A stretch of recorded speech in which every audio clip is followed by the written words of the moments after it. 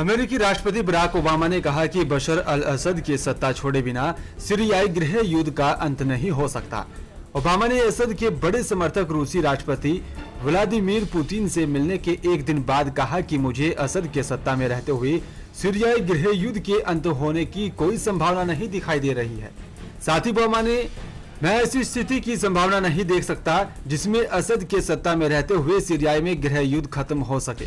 Syria के करीब 5 साल पुराने संघर्ष के समाधान पर चर्चा के लिए वियना में एक बैठक के दौरान 17 देशों के शीर्ष राजनयिक मिले थे। उन्होंने 2 साल के कार्यक्रम का प्रस्ताव रखा जिसमें कहा गया कि संक्रमणकालीन सरकार गठित होगी और 6 महीने के भीतर एक नया संविधान लिखा जाएगा, जिसके बाद 18 महीने के भीतर अंतर्राष्ट्रीय निगरानी में चुनाव होंगे। और साथ ही एक टेलीविजन पर दिए इंटरव्यू में असद ने कहा कि सीरिया को सरकार के नियंत्रण से बाहर करके चुनाव के लिए कोई संक्रमणकालीन कार्यक्रम नहीं हो सकता। उन्होंने कहा कि कार्यक्रम आतंकवाद को हराने के बाद शुरू होता है। आप राजनीतिक रूप से कुछ हासिल नहीं कर सकते, जबकि सीरिया में बड़े क्षेत्र में आतंकवादियों ने कब्जा कर रखा है।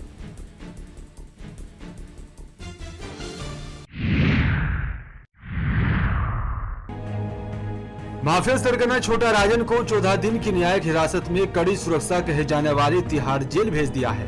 सीबीआई ने राजन के खिलाफ महाराष्ट्र पुलिस में दर्ज सभी 71 मामलों को अपने हाथ में लेने का फैसला किया है। सीबीआई प्रवक्ता ने कहा कि राजन को 14 दिन की न्यायिक हिरासत में भेजा गया है। फर्जी पासपोर्ट मामले में छोटा राजन की 14 दिन की पुलिस हिरासत खत्म हो गई थी। सूत्रों ने बताया कि सीबीआई ने छोटा राजन के खिलाफ सभी मामलों की जिम्मेदारी संभाली है और इन मामलों में फिर से प्राथमिकता दर्ज कराना शुरू होगा।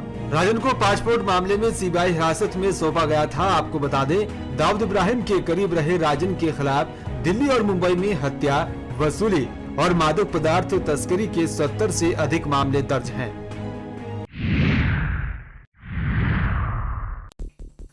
मद्रास हाईकोर्ट ने गुरुवार को एक अहम फैसला देते हुए कहा कि हिंदू महिला और ईसाई पुरुष की शादी तब तक वैध नहीं है जब तक दोनों में से किसी एक का धर्म परिवर्तन नहीं हो पाता।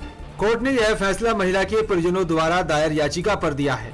हिंदू महिला के परिजनों की बंदी प्रत्यक्षीकरण याचिका को खारिज करते हुए जस्टिस PR शिव कुमार और VS रवि ने कहा कि यदि यह जोड़ा हिंदू रिवाजों के अनुसार शादी करना चाहता था तो पुरुष की हिंदू धर्म अपनाना चाहिए था। यदि महिला ईसाई रिवाजों के अनुसार शादी करना चाहती है तो उसे ईसाई धर्म ग्रहण करना चाहिए। साथ ही पीठ ने यह भी दावा किया है कि यदि वे दोनों अपना अपना धर्म बनाए रखना चाहते हैं तो विकल्प के रूप में अपनी शादी विशेष विवाह अधिनियम 1954 के तहत पंजीकृत करानी चाहिए।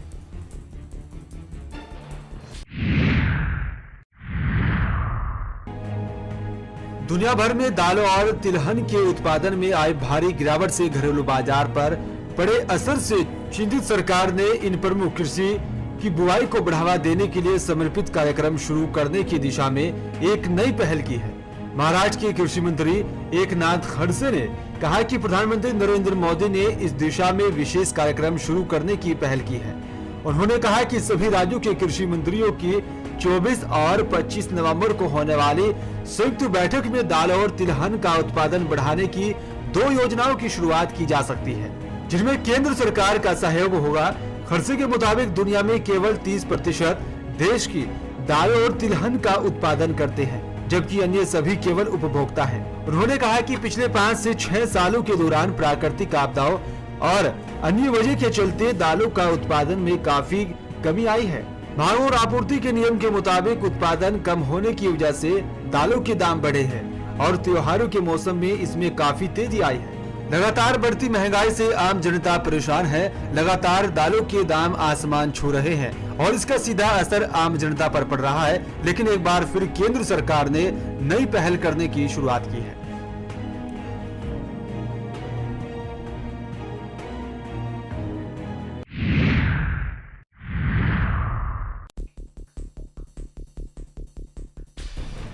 भारत और पाकिस्तान के बीच तालमेल बैठाने के लिए अमेरिका अधिकारी ने कहा कि कश्मीर मुद्दे के समाधान में अमेरिका की कोई भूमिका नहीं है और भारत और पाकिस्तान को वार्ता के माध्यम से ही समस्या का समाधान करना होगा। अमेरिका की तरफ से बयान ऐसे वक्त पर दिया गया जब यहां यात्रा पर आए पाकिस्तान सेना प्रमुख राहिल शरीफ ने एक दिन पहले ही अमेरिकी विदेश मंत्री जॉन केरी के सामने ये मुद्दा उठाया था। विदेश विभाग के प्रवक्ता जॉन किर्बी ने नियंत्रण रेखा पर हिंसात्मक घटनाओं पर चिंता जताते हुए कहा कि इस मसले के समाधान के लिए भारत और पाकिस्तान को फिर से वार्ता शुरू करनी चाहिए। किर्बी ने कहा कि जहां तक कश्मीर की बात है तो मैं यही कहूंगा कि हम नियंत्रण रेखा पर किसी भी प्रकार की हिंसा को लेकर चिंतित हैं और हम भारत और पाकिस्तान दोनों देशों की सरकारों से नियंत्रण रेखा पर तनाव कम करने और इन सब मुद्दों के समाधान के लिए वार्ता पुनरारंभ करने की अपील करते रहेंगे। किर्बी ने एक प्रश्न का उत्तर देते हुए कहा कि इस पर कश्मीर पर भी दोनों पक्षों को मिलकर काम करना होगा।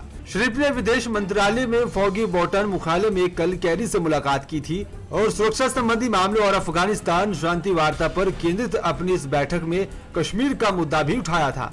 किर्बी ने कहा कि कल सेना प्रमुख शरीफ से मुलाकात के दौरान सुरक्षा संबंधी उस बातचीत को आगे बढ़ाया जाए जो उन्होंने अक्टूबर में पाकिस्तान के प्रधानमंत्री नवाज शरीफ के साथ की थी। साथ ही उन्होंने कहा कि वाशिंगटन में सेना प्रमुख के साथ वार्ता पाकिस्तानी अधिकारियों के साथ हमारी नियमित जारी है और द्विपक्षीय वार्ता की विस्तृत श्रृंखला का हिस्सा है और हमारे द्विपक्षीय रक्षा एवं सुरक्षा संबंधों से जुड़ी उपयोगी वार्ताओं को प्रोत्साहित करते रहेंगे।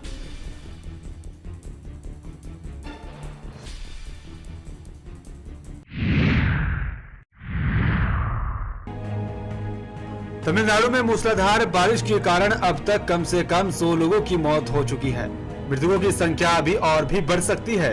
इस बीच यहाँ महामारी का खतरा भी मंडराने लगा है। प्रशासन इन सभी समस्याओं से निपटने के लिए हर संभव कोशिश कर रहा है।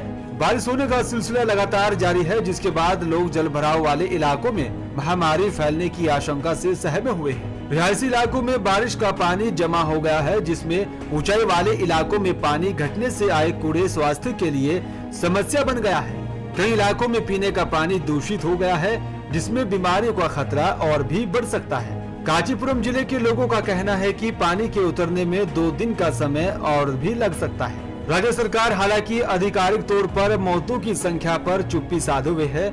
बाढ़ प्रभावित क्षेत्रों में चिकित्सा शिविर लगाए जा रहे हैं। तमिलनाडु की मुख्यमंत्री जयललिता ने कहा कि नुकसान की आकलन के लिए सर्वेक्षण का काम जारी है और जल्द ही मुआवजा दिया जाएगा।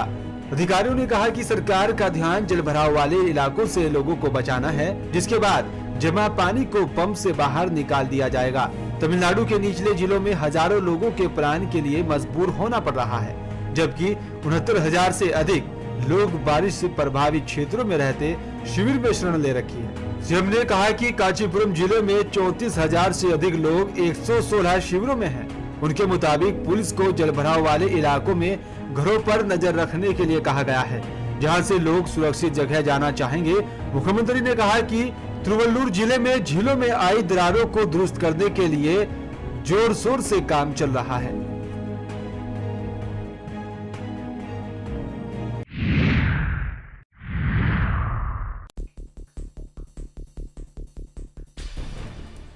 आतंकवादी समूह इस्लामिक स्टेट आईएस ने जारी एक वीडियो में अमेरिकी राष्ट्रपति भवन व्हाइट हाउस पर हमले की धमकी दी है। वाशिंगटन स्थित मध्य पूर्व मीडिया शोध संस्थान के मुताबिक आईएस के पेरिस बिफोर रोम नामक इस 6 मिनट के वीडियो को इराक के दिलजाम प्रांत में रिकॉर्ड किया गया है। इस वीडियो में एक आईएस आतंकवादी को फ्रांस के स्मारकों पर हमला करने और व्हाइट हाउस पर हमले करने की धमकी देते हुए दिखाया जा रहा है। साथ ही पेरिस में और हमले करने की भी बात कही जा रही है। वीडियो में आईएस आतंकवादी कहता हुआ दिखाई दे रहा है, हमने तुमसे शुरुआत की है और अब व्हाइट हाउस पर हमले के साथ इसका अंत किया जाएगा। बार बार व्हाइट हाउस और उड़ा देने की धमकी दी जा रही है। साथ ही वीडियो में दिखाया जा रहा है जिस तरह से हमने यहाँ की प्रतिमाओं को उड़ा दिया है। वीडियो में दिखाई देने वाले अन्य आतंकवादी ने अमेरिकी राष्ट्रपति बराक ओबामा और फ्रांस के राष्ट्रपति फ्रांसवा ओलांद को धमकी देते हुए कहा कि हम अपनी आत्मघाती पेटियों और कार बम की मदद से तुम्हें उड़ा देंगे। तुम जहां भी जाओगे हम तुम्हारा पीछा करेंगे। आईएस आतंकवादियों द्वारा न्यूयॉर्क सिटी पर हमले की धमकी का वीडियो जारी होने के एक दिन बाद यह नया वीडियो सामने आया है। आतंकी संगठन आईएस ने पेरिस के बाद न्यूयॉर्क में हमले की भी धमकी दी थी। बुधवार को एक वीडियो रिलीज कर आईएस ने कहा कि उनका अगला निशाना न्यूयॉर्क होगा। पिछले हफ्ते फ्रांस की राजधानी पेरिस में हमले के बाद आतंकियों ने वाशिंगटन में हमले की धमकी दी थी।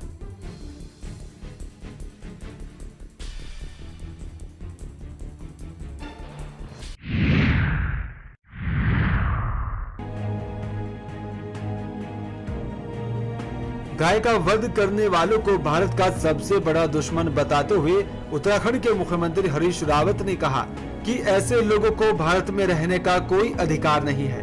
उत्तराखंड में गाय का वध करने वालों के खिलाफ सख्त कार्रवाई की जाएगी। गोपाष्टमी के अवसर पर आयोजित एक समारोह को संबोधित करते हुए मुख्यमंत्री हरीश रावत ने कहा, किसी भी संप्रदाय का कोई भी व्यक्ति हो, अगर वह हमारी गोमाता का वध करता है तो वह भारत का सबसे बड़ा दुश्मन है और उसे भारत में रहने का कोई अधिकार नहीं है। उन्होंने कहा कि उत्तराखंड में जो गोमाता का वध करेगा उसके खिलाफ कड़ी से कड़ी कार्रवाई की जाएगी और गोमाता की रक्षा करने के लिए हमें चाहे किसी भी सीमा तक जाना पड़े, हम पीछे नहीं हटेंगे। रावत ने कहा कि गोवध करने वालों के खिलाफ उत्तराखंड सरकार ने सबसे पहले प्रस्ताव पारित किया था। उन्होंने कहा कि उन पर संत महापुरुषों की बड़ी असीम कृपा है और उनके द्वारा दिए गए सभी प्रस्तावों पर वह मोहर लगा रहे हैं। साथ ही उन्होंने कहा कि हमारी ऐसी पहली सरकार है जो गौ पालन के लिए जमीन भी देती है और गौ माता के चारे के लिए भी पूरा सहयोग करती है।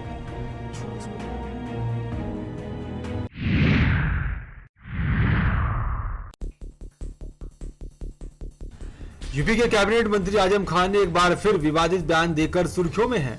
कानपुर के कार्यक्रम में शामिल हुए आजम खान के पास एक मुस्लिम महिला रेप की शिकायत लेकर गई, जिसके जवाब में आजम ने कहा कि अगर वह इस बदनामी को इतनी शोहरत देगी तो जमाने को शक्ल कैसे दिखाएगी। सूत्रों के मुताबिक कानपुर में गुरुवार को एक कार्यक्रम के दौरान रेप पीड़ित यूपी में कैबिनेट मंत्री आजम खान के पास पुलिस की शिकायत लेकर गई थी, लेकिन उसे ज्ञापन देने के लिए आजम खान के पास नहीं जाने दिया गया। इसके बाद महिला स्टेज के पास हंगामा काटने लगी। यह सब देखते हुए आजम खान ने स्टेज से कहा कि मैं पूरी वजह नहीं जान सका हूँ, किस बहन ने यहाँ बड़ा हल्ला किया है, लेकिन ये अंदाजा मैंने लगा लिया है कि बात जरूर गंभीर होगी। हम उनका ज्ञापन लेकर जाएंगे, लेकिन उन्हें अच्छी खासी शोहरत मिल गई है। जो शिकायत है वो उनकी बड़ी बदनामी की शिकायत है। अगर इस तरह बदनामी को इतनी शोहरत देगी तो जमाने को शक्ल कैसे दिखाएगी। जहां एक तरफ बीजेपी ने इसके लिए आजम खान की आलोचना की है, वहीं रेप पीड़ित ने कहा कि अब कभी भी आजम खान के पास नहीं जाएंगी।